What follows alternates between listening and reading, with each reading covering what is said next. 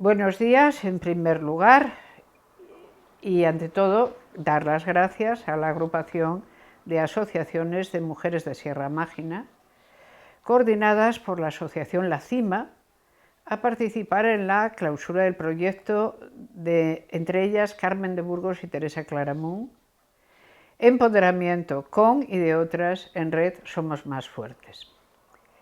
Agradecer al Instituto Andaluz de la Mujer y la Junta de Andalucía el apoyo y financiación de este proyecto y, sobre todo, felicitar a cada una de las asociaciones que conforman esta agrupación.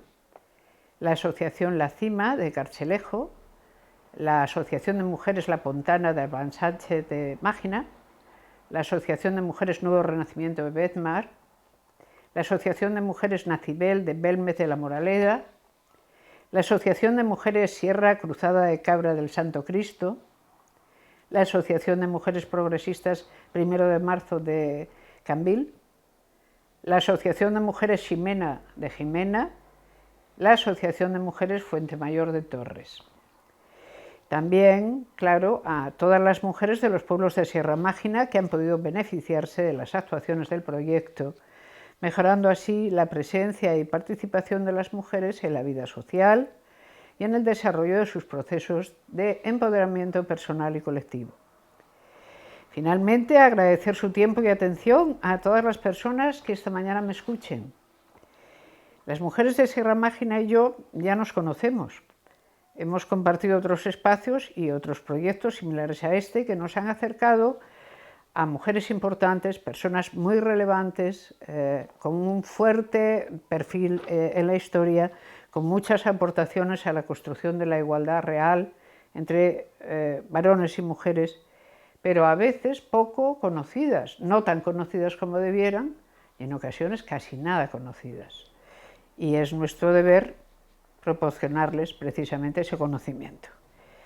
Por eso, estar aquí es de nuevo una satisfacción al ver cómo las mujeres del medio rural se embarcan en proyectos tan importantes como este, que mejoran y transforman sus vidas y abren caminos que jamás fueron caminos pensados para muchas de ellas.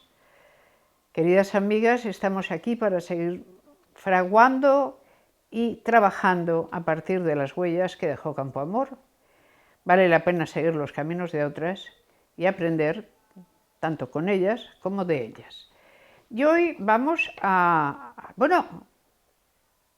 elección ha sido la elección que han hecho las asociaciones. Y la elección es bastante singular, porque está Teresa Claramunt, por un lado, que realmente es una de las grandes oradoras anarquistas. Y a mí me da curiosidad, ¿por qué Teresa Claramunt? ¿Por qué? Y se me ocurren varias razones, ¿no? que pasaré a exponer también. Y luego tenemos a una de nuestras primeras periodistas, periodista además con todo, porque hasta fue periodista de guerra, no se le ponía nada por delante, ella se hacía llamar a sí misma, eligió el seudónimo Colombino. Pues a propósito de la una y de la otra, vamos a hablar de en qué mundo vivimos y en qué mundo ellas vivieron, si parece bien. Y vamos a empezar por Teresa Claramunt. Porque Teresa Claramunt, si quisiéramos, vamos a encontrarle el paisaje en que vivió, ¿no? El paisaje que vivió son los inicios de la Revolución Industrial en España. A decir verdad, los inicios de la Revolución Industrial en Cataluña, porque en Cataluña fue la parte de España en que se inició la Revolución Industrial, cuando se pusieron allí las primeras fábricas. Las primeras fábricas siempre han sido de lo mismo, es una cosa que conviene que sepamos. La Revolución Industrial empieza cuando se puede fundir hierro, que esto es importantísimo, y esto no se puede hacer hasta que no se tienen hornos que permitan fundir hierro. ¿Pero para qué se quiere fundir hierro? Para poder hacer máquinas muy complejas. El hierro, para trabajarlo hay que ponerlo al rojo, pero fundirlo es distinto. Cuando lo fundes, tú puedes hacer desde columnas para mantener un edificio a máquinas de coser. Pero primero tienes que haber hecho ese primer paso. Ese primer paso se da en Inglaterra. Y en Inglaterra la revolución industrial tiene tres, por así decir, como tres patas. Una es el carbón. Sin el carbón no puedes hacer carbón de coke. Otro es fundir hierro y otro inmediatamente, ¿qué es lo que se hace con él? Telares. Se hicieron primero los telares que los trenes. Y los trenes son, sin embargo, una de las cosas que se siguen de la revolución industrial. La revolución industrial cambió por completo la faz de Europa, al principio, y luego la faz completa del mundo. Si hay alguna parte del mundo donde la revolución industrial no haya llegado, hasta incluso cuando vemos uno de estos magníficos reportajes en un pueblo que vive enormemente aislado en la Amazonia, alguien aparecerá y llevará un balde de plástico. Eso significa que ya nadie, absolutamente nadie, está fuera de la revolución industrial. Sus productos han cubierto el planeta, para bien y para mal.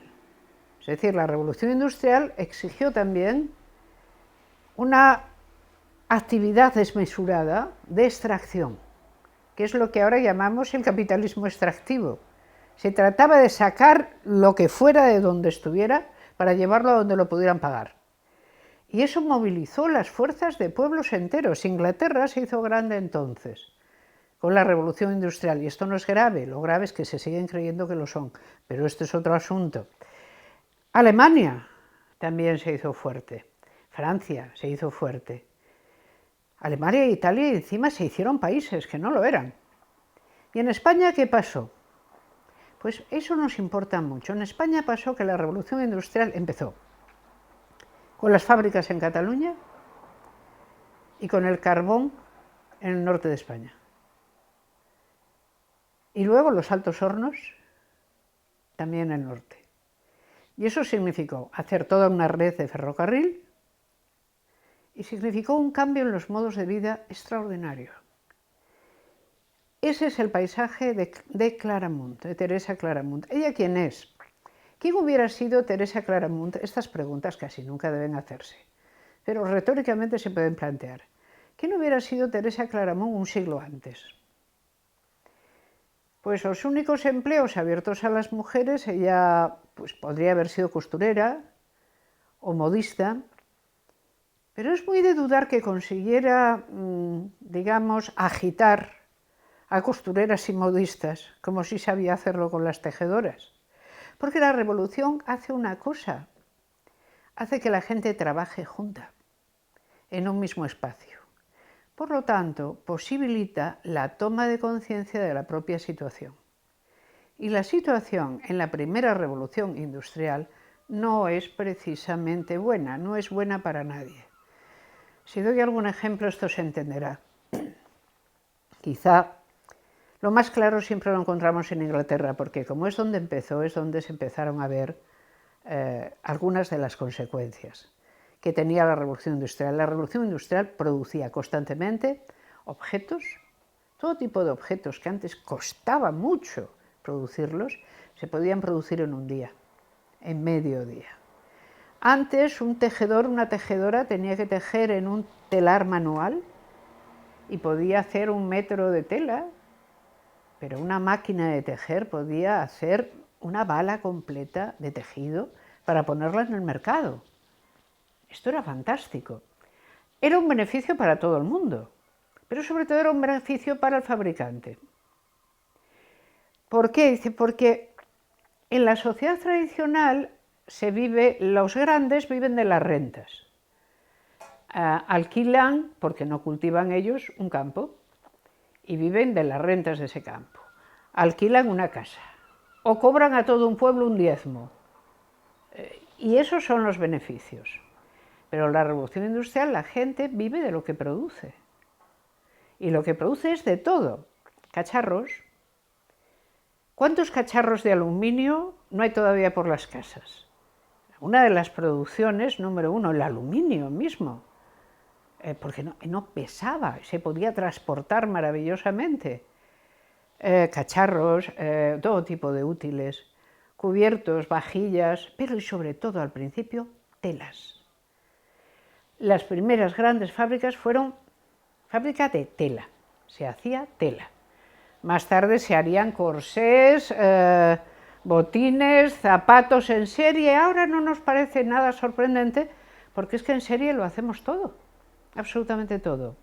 Es decir, si alguien le dice, traigo una cosa que ha sido hecha a mano por una artesana desde el principio hasta el final y no ha tenido ni una sola puntada mecánica, eso es imposible. Todo lo hacemos como enseñó a hacerlo la Revolución Industrial. ¿Qué pasó? La gente se fue del campo. ¿A dónde? A las ciudades, que empezaron a crecer desmesuradamente. ¿Para qué? Para trabajar en las fábricas. Pero no quedamos en que las fábricas, no íbamos a decir que no se estaba demasiado bien. Sí, pero debe ser que en el campo se estaba peor. Porque la gente más pobre era marcharse a las ciudades, a trabajar en las fábricas.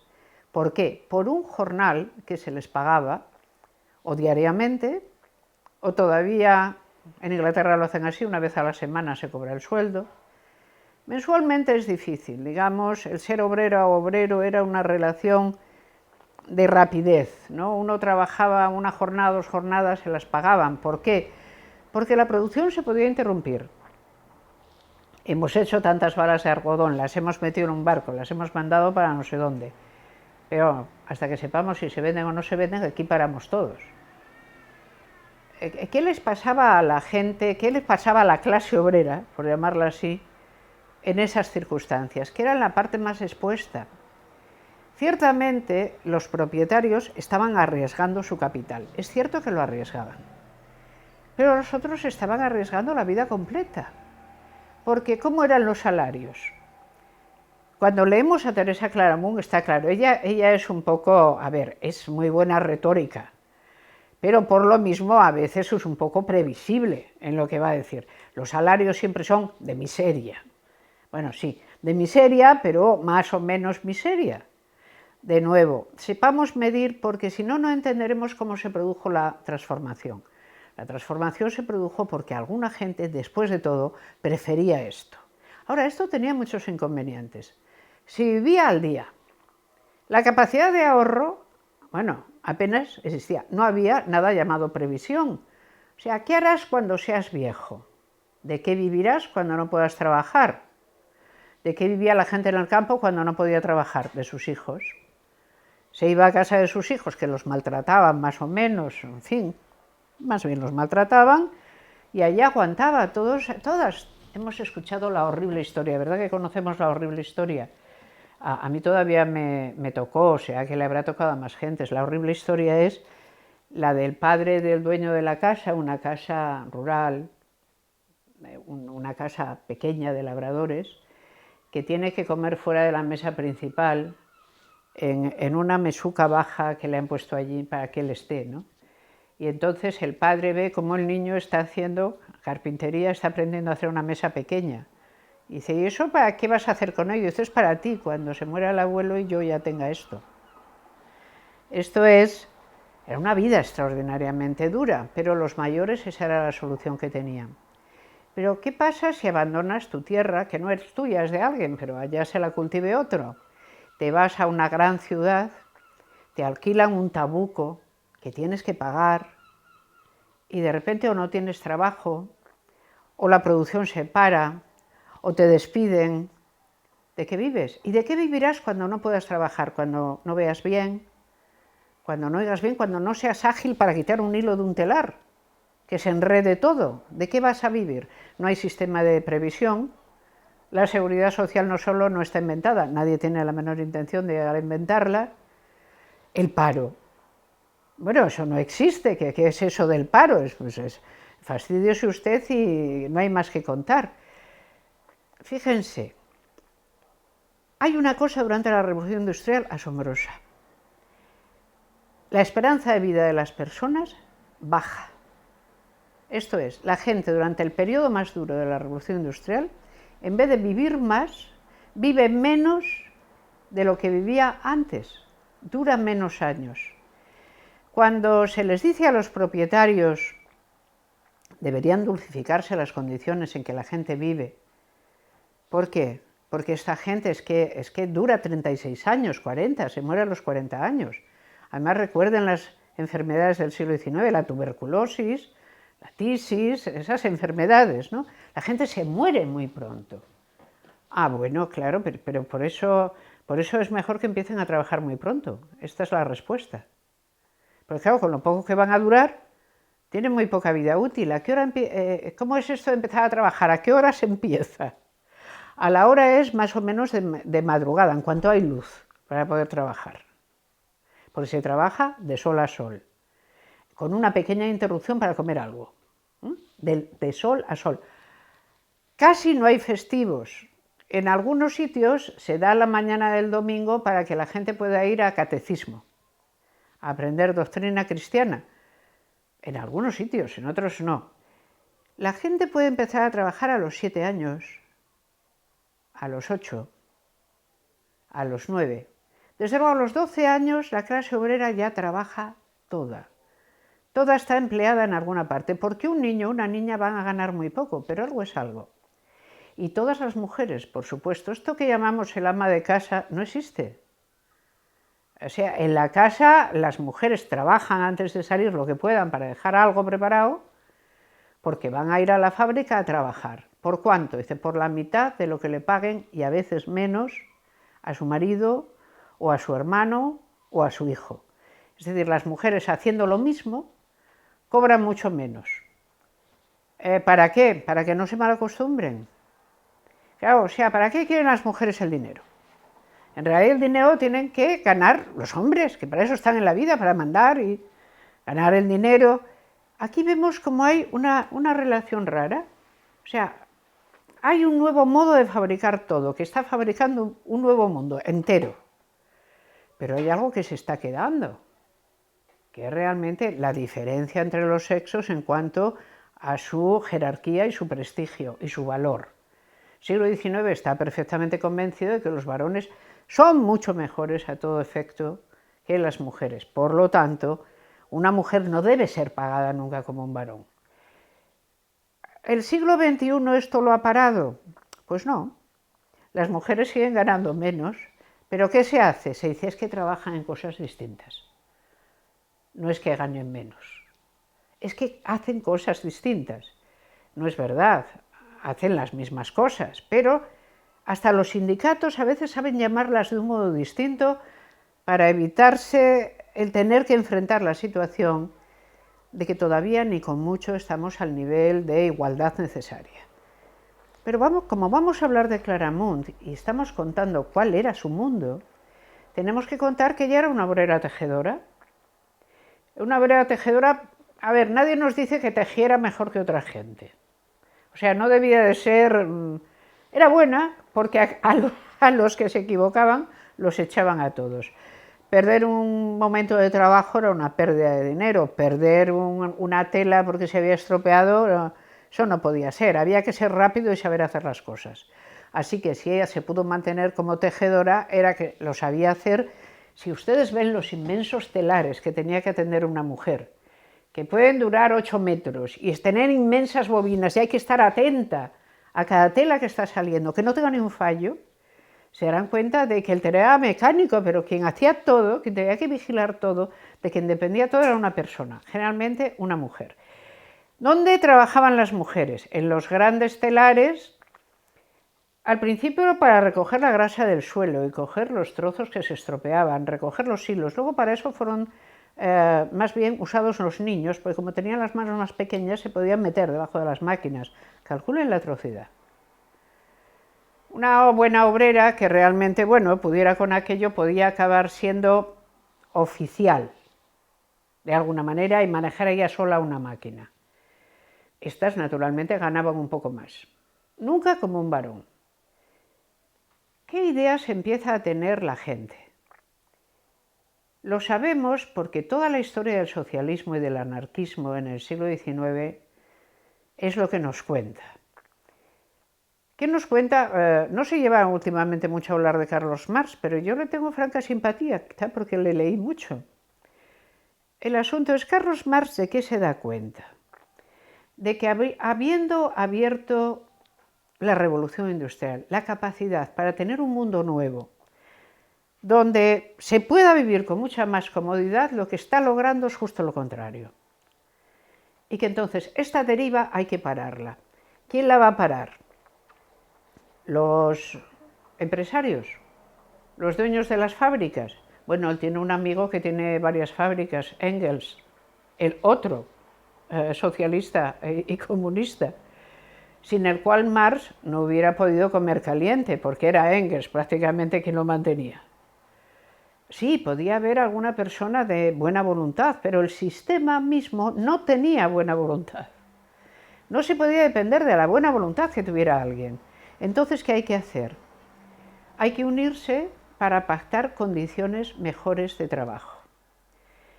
Y esto, la unión hace la fuerza, la unión obrera, esto es lo que se hace durante gran parte del siglo XIX. Lo que nos van a aparecer son asociaciones que son el núcleo del que luego van a salir lo que ahora son los sindicatos. Solo que entonces sindicarse era una opción de alto riesgo, porque casi ningún fabricante quería un sindicato en su fábrica. Porque un sindicato significaba una posibilidad muy desagradable, la huelga. Un sindicato solo tenía una amenaza: ralentizaba la producción, producía menos, entonces se perdía dinero, o simplemente paraba la producción, entonces se perdía todo. De Teresa Claramunt sabemos que era, bueno, una agitadora profesional. Lo que digo de agitadora profesional, entiéndase que no quiero que sea valorativo ni para bien ni para mal, pero en eso acabó convirtiéndose. Esto es, ella probablemente fue una obrera de telar más o menos bien dispuesta, pero empezó a escuchar cosas como: esto no es justo, esto no está bien, deberíamos trabajar menos horas. Esto fue muy importante. ¿Cuántas horas trabajaba la gente? El día tiene 24. La gente al principio de la revolución industrial trabajaba 16. Lo cual quiere decir que no dormían, o sea, que dormían lo justo. Después ya fueron 14 horas. La jornada era, bueno, 14 horas. ¿Pero 14 horas qué es? Pues lo justo para dormir 8, comer y cenar, una ayuna, y las otras 14 horas enfrente de la máquina. La gran lucha, la lucha en la que Teresa entró, fue la lucha por pasar a las 12 horas y después a las 10 horas. Por supuesto que cuando en una huelga en Barcelona se dijo vamos a montar una huelga por la jornada de 8 horas, no se apuntó nadie porque todo el mundo calculó que aquello era una imposibilidad completa y por lo tanto valía más no hablar de ello. Lo que les parecía razonable ya era una jornada entre 10 y 12 horas. Desde que empieza tu vida útil, desde los 9 o los 10 años. ¿Y dónde vives?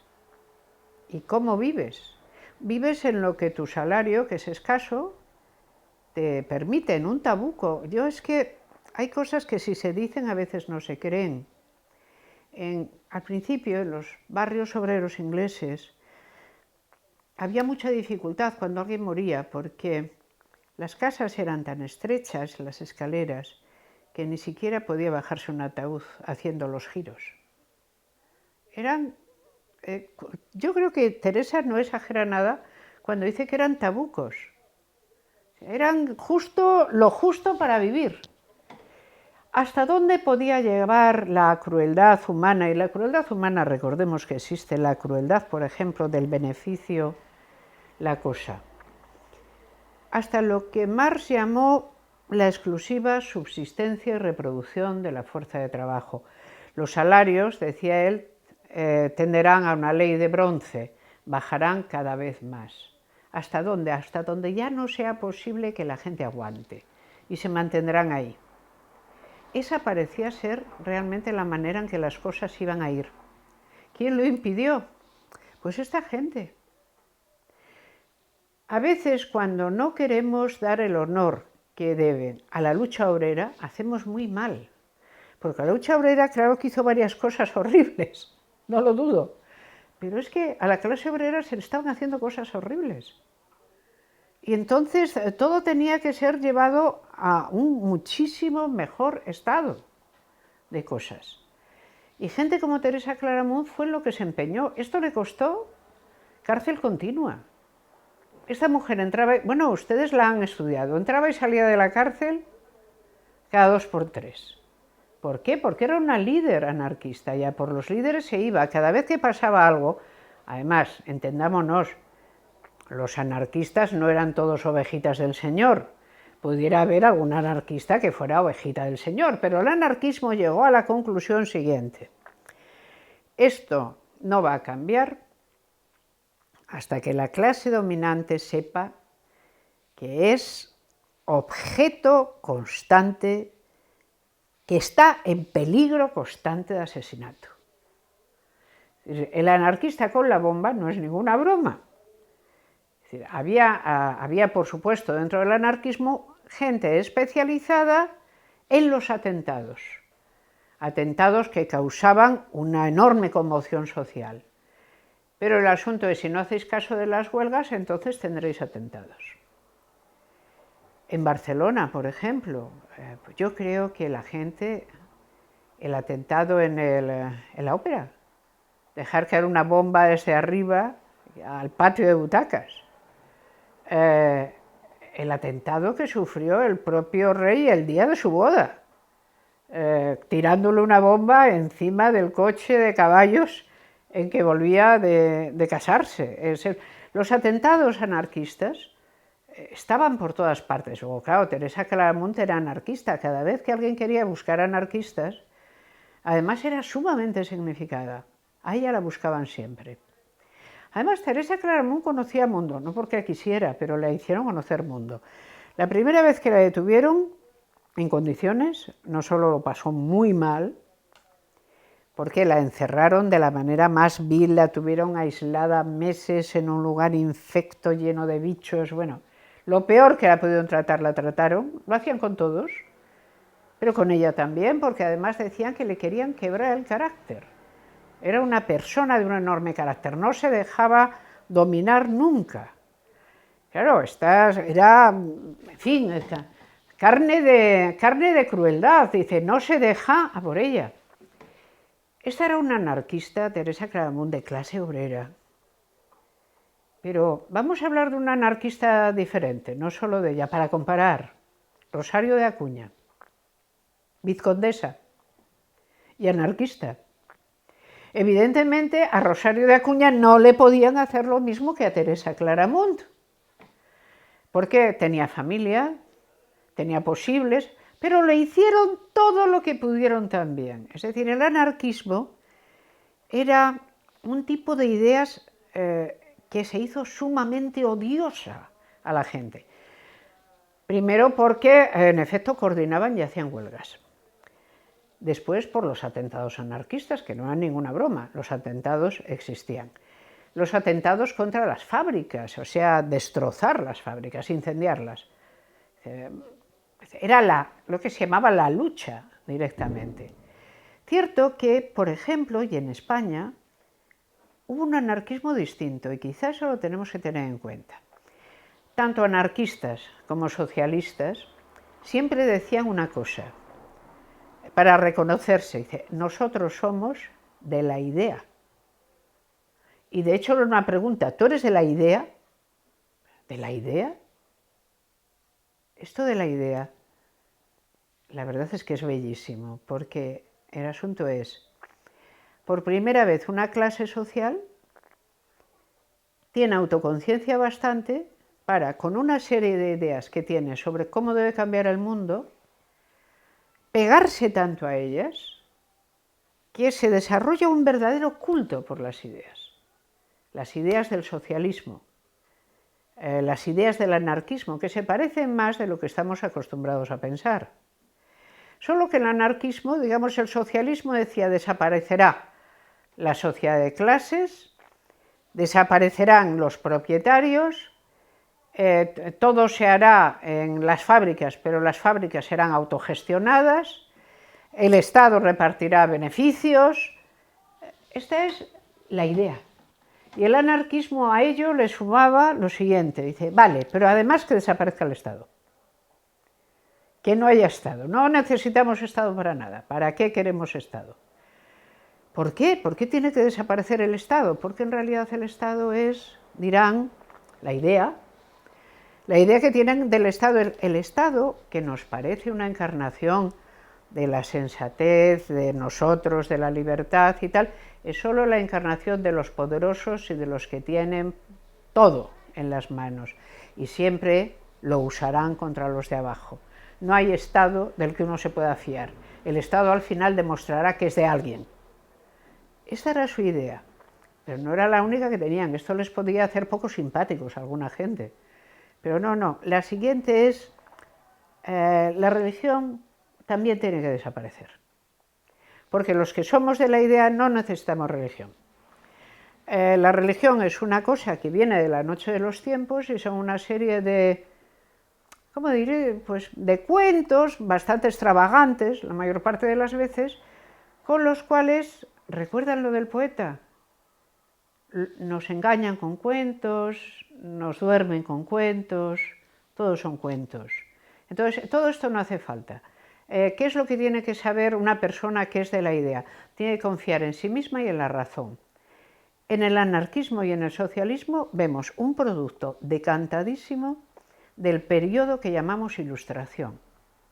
O sea, todo se puede cambiar, todo se debe cambiar, las ideas políticas suplirán a todo lo que viene organizando a las sociedades y lograremos hacer sociedades perfectas. ¿Sociedades perfectas? Bueno, a Claramunt esto le costó. Claramunt, he oído, y debe ser cierto, que tuvo 5 hijos. No le sobrevivió ninguno. Algunos los tuvo en la cárcel porque pasaba en la cárcel más tiempo que en su casa. Pero ella nunca abominaba de la idea. Todo lo que escribe, a la cantidad de periódicos que esta gente publicaba, porque estimaban que la escritura es un arma de revolución. Igual que hacían reuniones, mítines, pero los mítines los hacían por la noche.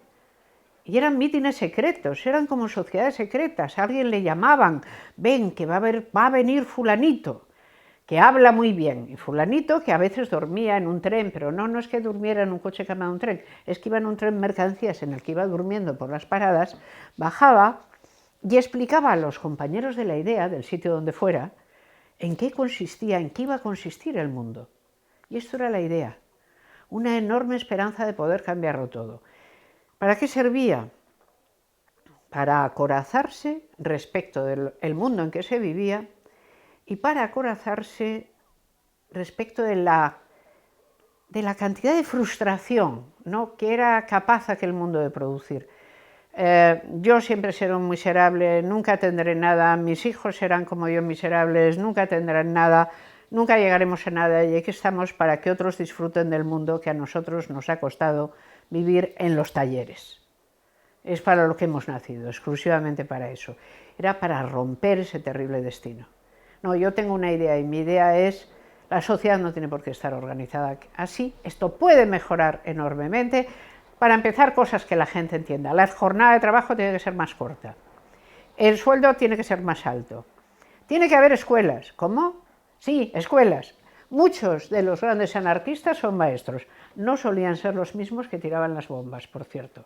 Pero luego les fusilaban a ellos como si las hubieran tirado. Pero les pasaba esto. ¿Por qué? Porque dicen, no, queremos una escuela, pero no eso que llaman escuela. No eso de que el domingo te cuenten allí la doctrina, que no. Queremos una escuela de aprender. ¿Para qué? Para la idea.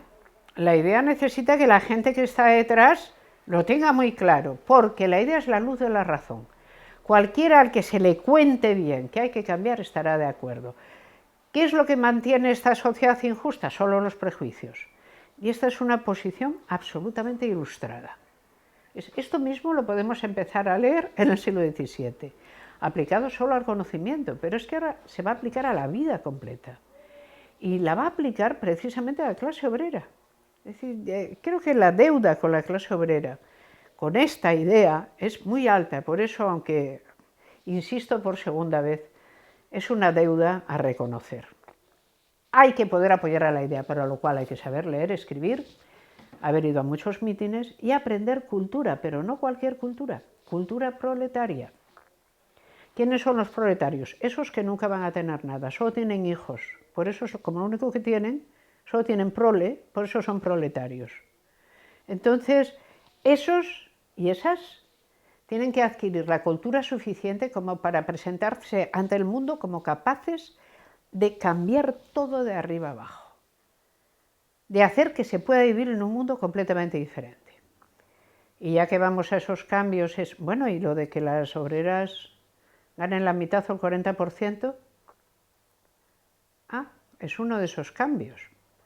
Cuando a Teresa le preguntan por las mujeres, no sabe muy bien qué decir, y les pasa a todas las anarquistas, a todas. Porque el problema es, vamos a ver, nosotros queremos que nuestros compañeros estén con nosotras en esta lucha, pero si empezamos a plantear demasiadas reivindicaciones, a lo mejor asustamos al compañero.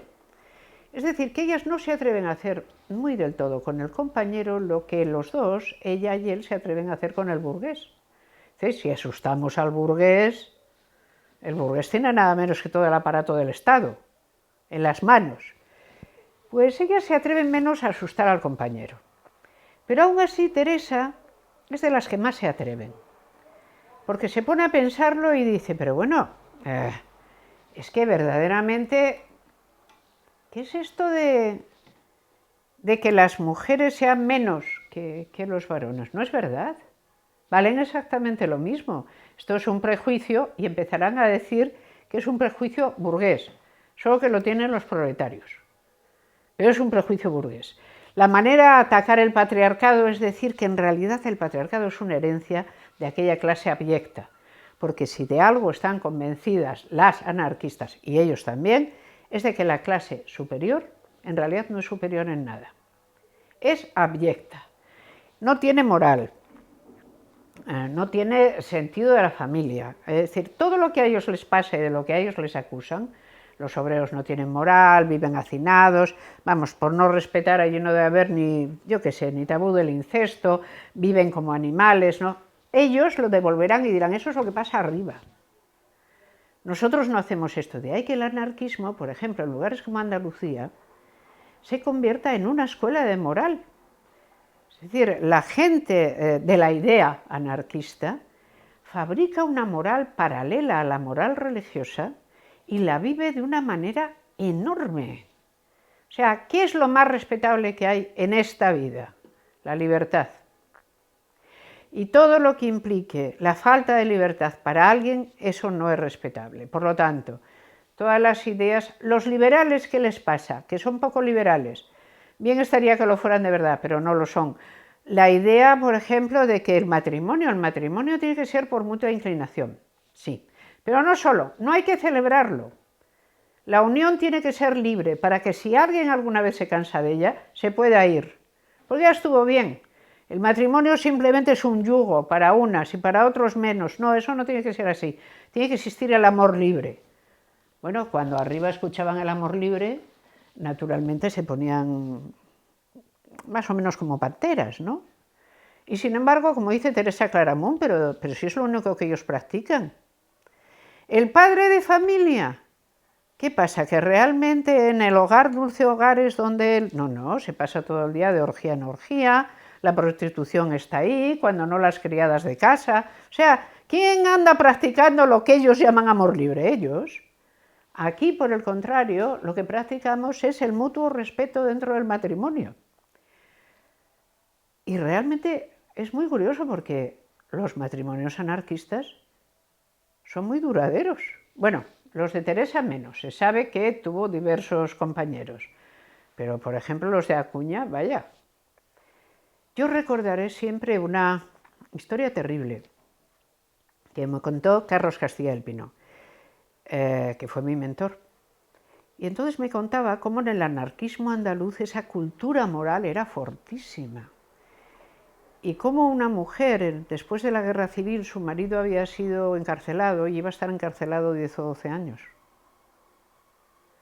porque las condenas que se ponían eran, en fin, en condiciones. Y entonces se presentó en la cárcel llorando y le dijo, mira, fulanito, yo tengo que decirte, ellos estaban no casados por el amor libre. Tengo que decirte que yo me voy a matar. He venido a decirte que me quiero matar porque es que yo no teníamos de qué comer, no teníamos que pagar la renta y me he tenido que prostituir y estoy embarazada. Y este no era el trato, pero a mí no me ha quedado otra. Entonces el hombre aquel se levanta y dice, ese hijo es mío como todos los demás. Esa era la moral.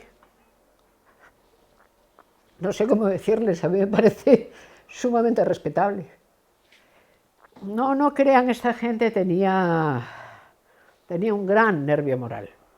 Es posible que de vez en cuando hiciera cosas, que desde luego a mí lo de andar poniendo bombas por ahí no me parece una gran maravilla, pero sí que tenían una idea sobre que el mundo era posible cambiarlo, sobre que había que cambiarlo. Y tenemos a dos grandes anarquistas, Claramunt, que está en lo más bajo de la sociedad, y Rosario de Acuña, que por el contrario es una mujer nacida muy bien, en muy buena posición social, que se pasa toda la vida haciendo de publicista y de periodista para agrandar la idea. Escribe obras de teatro, por supuesto, exaltación constante de la libertad y de la anarquía, cuentos, novelas y constantes artículos en prensa.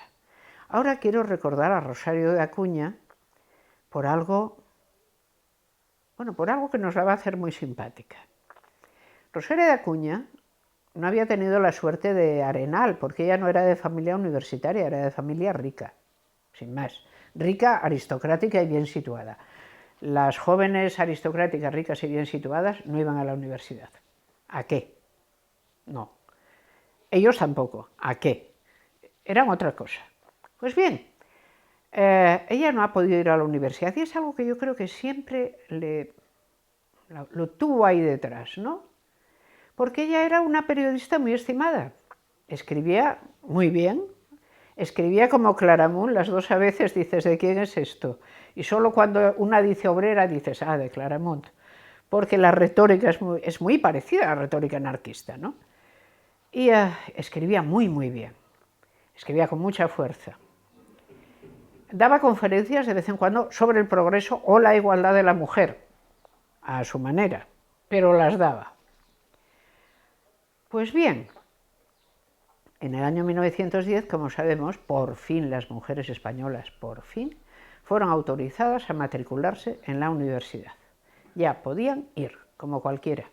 Es decir, no les iban a pedir más que a otro. O sea, ibas allí con la cantidad de instancias, folios, no sé qué, que había que presentar, pero si los llevabas todos, con todas sus pólizas, te matriculaban, como a cualquiera.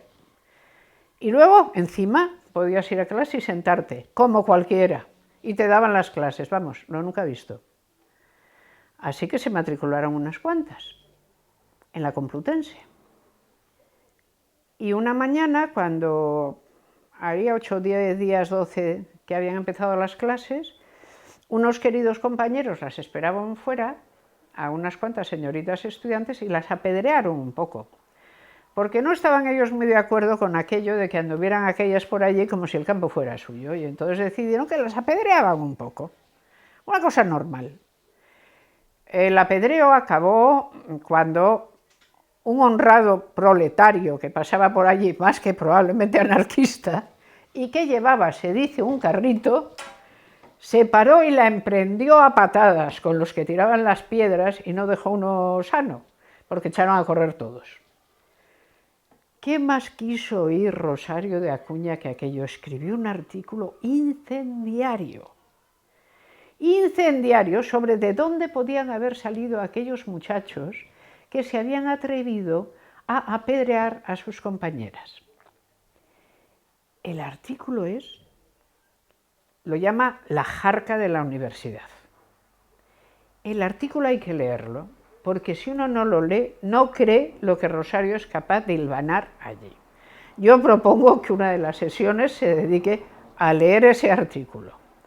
Lo que Rosario de Acuña opina de los jovencitos aquellos, de estos medio hombres, porque son hijos de dos faldas, de la de su madre por un lado y la del cura por otro, porque vamos, por unas cosas, porque estos que van a ser varones, como es debido, o el macho de la especie jamás ataca a la hembra, eso solo lo hacen estos porque no son ni medio hombres, bueno, terrible. Se organizó toda España vibró. Se hicieron desde todas las ciudades trenes que fueron a Madrid para por fin, jolín, dar cuenta de la situación. Llegaban todos los trenes cargados de gente a Madrid y una vez que llegaron allí hicieron una magnífica manifestación pidiendo que se desterrara a Rosario de Acuña de España, que fue exactamente lo que pasó. La condenaron al destierro. A los que habían tirado las piedras, no. Pero a la que había escrito el artículo, sí. Esto fue lo que pasó. Entonces yo creo que está bien mantener la memoria de quienes han hecho cosas bien. Yo creo que Rosario hizo... El artículo a mí me sigue a veces sonrojando de las cosas que dice, ¿no? Pero yo creo que hizo bien en escribirlo. Igual que creo que hicieron mal todos en tomar el tren para ir a solidarizarse con unos pelanas, ciertamente. Pero fue lo que hicieron, esos eran los tiempos. Y estas mujeres que eran publicistas vivían contra sus tiempos. Y por eso me paso a la tercera, a Colombín, que también vivía contra su tiempo. Digamos que Colombín anarquista no era, de eso por lo menos se había librado, porque eso era pesadísimo. De la idea del todo no. Pero ella tenía su idea sobre sí misma, y la idea que tenía sobre sí misma era: yo soy una persona bastante valiosa, con bastante inteligencia e ingenio, y voy a hacerme una de las grandes publicistas de España. Y lo voy a lograr, porque tengo capacidad, escribo bien y tengo las ideas claras, y porque además yo me voy a mantener equidistante. Yo no soy ni socialista ni anarquista, pero tampoco soy de esta especie de gente explotadora aquí, no, no. Yo me mantengo en el medio. Ya saben que eso de mantenerse en el medio es siempre un lugar muy codiciado. Todo el mundo en cuanto puede cree que puede mantenerse en el medio, pero el medio es un lugar más difícil de lo que parece. El caso es que allí estaba nuestra Colombín escribiendo artículos. Y tenía una gran influencia, pensemos, era una persona muy leída, la gente la seguía mucho y, ¿cómo sabemos? Sabemos una cosa, que es, pocas veces se entrevista a un periodista, porque se supone que es la persona periodista la que entrevista a otros. No, Colombín tiene varias entrevistas, era una persona apreciada por su ingenio, por lo bien que escribía, por ocupar justamente ese punto medio. Ella tuvo una vida política, bueno, era republicana. A decir verdad, en aquellos tiempos y en España era ciertamente difícil no ser republicano, porque eso pasa casi siempre que hay un partido monárquico. Si algo han aprendido los reyes constitucionales es que no tienen que tener un partido propio, porque ellos no son de ninguno. Pero claro, es que había partidos monárquicos, y entre los partidos monárquicos, lógicamente, tiene que aparecer otra opción que diga: sí, pues yo creo que el punto número 1 es que no haya monarquía. Y ella en esto sí que no se mantenía en el término medio. Esto, por el contrario, era republicana, como republicana era Campoamor. ¿Por qué? Porque, en su opinión, la monarquía era un estado político caduco. Y de hecho lo que sabemos es que en este momento, fíjense, después de la Primera Guerra, la Europa de los imperios desaparece y caen muchas sólidas monarquías. El zar de todas las Rusias no volverá. El Kaiser de Alemania no volverá. Se ve caer monarquía tras monarquía. Al final de la Segunda Guerra, el rey de Italia no volverá. Iniciamos el siglo con una república, Francia. Acabamos el siglo con escasas monarquías. ¿Qué monarquías han sobrevivido? Las que han sido capaces de acomodarse a la política y a los tiempos, encarnando ellas mismas los valores mismos de la democracia. Piensen, por ejemplo, en todas las monarquías nórdicas, que todas son monarquías. La monarquía británica ya es un poco distinta. Digamos que se suele unir mucho más a la idea de tradición, aunque ha hecho todo lo posible para no dejarse jamás llevar demasiado a unas posiciones políticas. Pensemos, cuando Churchill, por ejemplo, tiene que abandonar el gobierno, la reina lo despide con el mismo humor que si siguiera. Es decir, no pasa nada, porque la única que va a permanecer es la monarquía, puesto que encarna el Estado. Pero para los años 20 y los años 30 esto no era como las cosas se veían. Sobre todo porque, como digo, había un partido monárquico. Entonces, para mucha gente, la militancia republicana de alguna manera suplía la militancia social. Y era su manera, precisamente, de buscar el punto medio. O sea, nosotros estamos tan alejados de la revolución como alejados del antiguo régimen. Somos la nueva esperanza, por aquí tiene que ir el mundo. Pero esa gente va a chocar frontalmente con la clase obrera. El choque entre la burguesía ilustrada y republicana y la revolución obrera, mientras no limaran por los dos lados muchísimas asperezas, tenía que producirse casi de modo inevitable. Y Colombín lo que hace casi siempre, y como ustedes lo han estudiado bien lo saben, es practicar la doble entrada. Digo que sí a esto, pero también a esto. No me mojo demasiado porque no quiero, no quiero. ¿Por qué? Porque en el fondo yo represento a toda una serie de gente ilustrada que no está de acuerdo con la vieja manera de hacer las cosas, que no está de acuerdo con las viejas clases aristocráticas, que las considera un asunto caduco, pero que tampoco quiere creer que ha llegado su momento. Y su momento es cuando ellos y ellas sean el relevo a toda la España anterior. Y de hecho Colombín esto se lo cree a pie juntillas, como tanta otra gente. Vamos a ser el relevo natural. La República concitará a lo mejor que hay en España, las mejores cabezas. ¿Para qué? Dice, para superar de una vez la España caduca, para superar de una vez lo que denunciaron en la Revolución del 98, para vivir en un país moderno. Pero España era un país bastante moderno.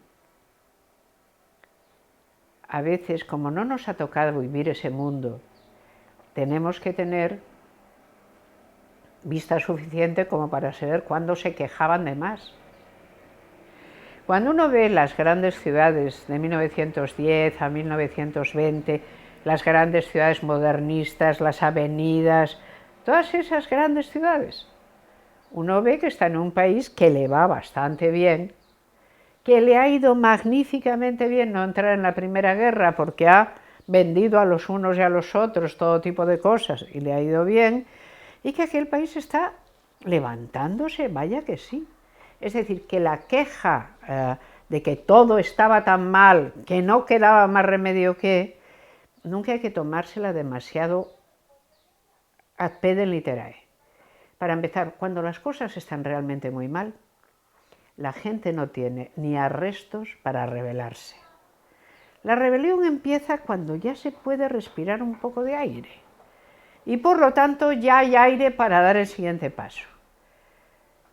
Y por eso yo, de todas las figuras que a veces considero de las mujeres en ese periodo, veo cómo Pardo Bazán es quien es una mujer conservadora, pero feminista, sin duda alguna. Veo a Campoamor, que es una republicana liberal, pero no es socialista, ni mucho menos comunista, y anarquista para nada.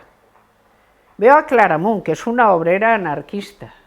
Veo a Acuña, que es una aristócrata anarquista. Pero veo a más gente. ¿Qué me dicen? La primera mujer que fue ministra en un gabinete en España fue Federica Montseny, anarquista. Claro que en plena guerra. ¿Qué es lo que hizo Federica? Los liberatorios de prostitución. La primera vez que se... ¿Por qué? A ver, Campo Amor, a instancia suya, se hace la primera abolición de la reglamentación de la prostitución. Eso lo logra. Pero los liberatorios de prostitución los hacían las anarquistas. Esto es, ¿qué tenemos aquí? ¿Quiénes son estas? Las hijas más desdichadas de la clase obrera. Pues a por ellas. ¿Para qué? Para convertirlas en mecanógrafas, me es igual. Lo que no tienen es que estar ahí, porque nadie tiene que estar ahí. Y yo creo que eso es feminismo de buena ley.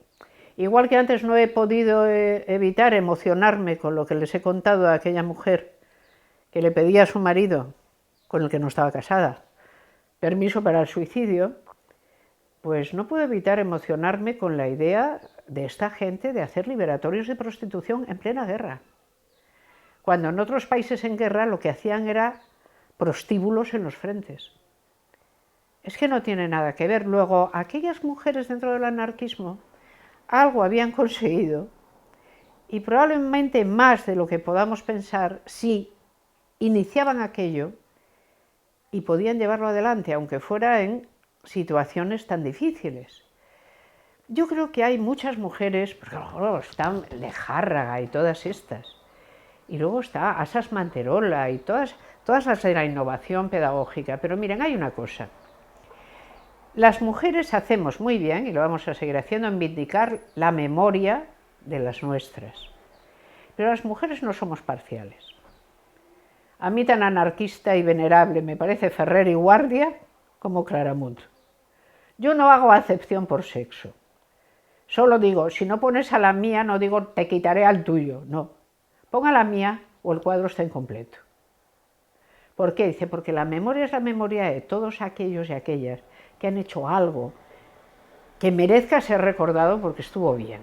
Y la verdad es que Teresa Claramunt merece ser recordada, aunque solo fuera, no por lo mal que lo pasó, sino porque fue a dar en Federica Montseny. De la misma manera que Acuña merece ser recordada porque fue a dar, ¿en qué? En la libertad de cátedra y las mujeres en las cátedras en España, por ejemplo. O que tiene que ser recordada Colombín, porque incluso en esa tibieza que ella tiene, pues se abre el camino para que haya habido y vaya a seguir habiendo excelentes periodistas en este país y en otros países. Y como son las nuestras, pues tenemos a gala recordarlas, simplemente para que el cuadro no tenga huecos, solo por eso. Y ha sido un placer aquí estar hablando de ellas. Un gran abrazo.